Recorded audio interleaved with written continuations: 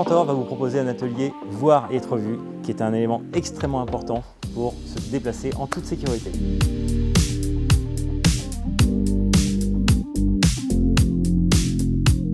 Conduire, il faut bien voir au niveau de nos essuie-glaces.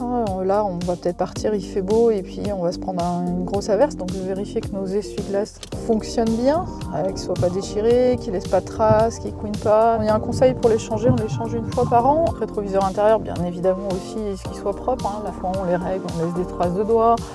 Si on fume à l'intérieur du véhicule, ça peut laisser un film opaque et réduire un petit peu la visibilité, permettre de moins évaluer les distances du véhicule derrière. Les rétro-extérieurs qui nous servent aussi à voir ce qui se passe à l'extérieur du véhicule, soient également bien fixés, en bon état, pas cassés, propres, puisque ça peut jouer aussi sur l'appréciation des distances des véhicules qui sont à l'arrière. S'assurer de ça avant de partir, sinon on va avoir un chiffon, hop, mettre un petit coup avant de partir, pour éviter tout danger. C'est quand même essentiel d'être vu que ce soit vers l'avant ou vers l'arrière. Il y a déjà une distinction au niveau de la couleur. La partie blanche ou jaune, on sait que le véhicule arrive vers l'avant et quand on voit du rouge, c'est l'arrière du véhicule qu'on voit.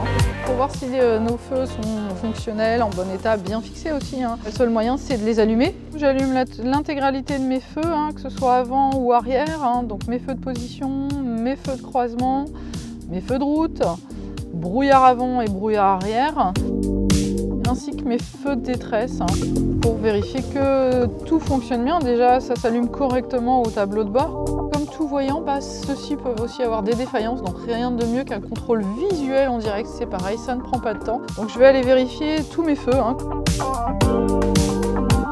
Dernière chose à vérifier pour aussi la sécurité lors de mes freinages, pour être visible suffisamment tôt, mes feux de stop. La sécurité, on vient de le voir avec les feux, donc c'est de pouvoir être vu, de voir, mais notre possibilité aussi de voir, c'est à travers les pare-brises. Il existe quand même des angles morts autour du véhicule, et ces angles morts, on peut également les retrouver à l'intérieur du véhicule par les montants du pare-brise, mais par tout ce qui peut aussi faire obstacle à la vision dans l'intérieur. Donc faire attention à tout ce qui est support de téléphone, support de GPS, éviter de multiplier les supports qui peuvent créer des angles morts supplémentaires, mais aussi la vision du conducteur qui doit être correcte pour pouvoir prendre la route. Petit rappel, c'est 5/10 minimum à l'ensemble des deux yeux pour pouvoir être sur la route.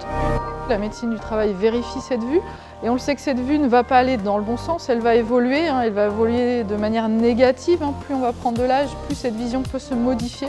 Donc pas hésiter à faire un contrôle régulier chez l'ophtalmo et un contrôle régulier encore plus souvent quand on porte des lunettes.